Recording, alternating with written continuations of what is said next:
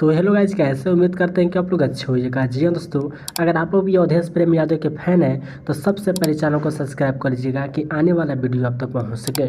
जी हाँ दोस्तों, आज हम अवधेश प्रेम यादव के ऊपर बातचीत करेंगे, तो इस वीडियो को शुरू से अंत तक जरूर देखें कि आपको फुल जानकारी हो सके दोस्तों। तो चलिए स्टार्ट करते हैं। जी हाँ दोस्तों, बता दें कि सॉन्ग का टाइटल है बलम अभी लइके बा। जी हाँ, काफ़ी ब्रांड लेवल का टाइटल भी रखा गया है, बलमुआ अभी लइके बा। जी हाँ दोस्तों, जिस सॉन्ग को लिखे हैं AK नीतीश जी। जी हाँ, AK नीतीश जी सॉन्ग को लिखे हैं, म्यूजिक विकेश भोजपुरिया जी।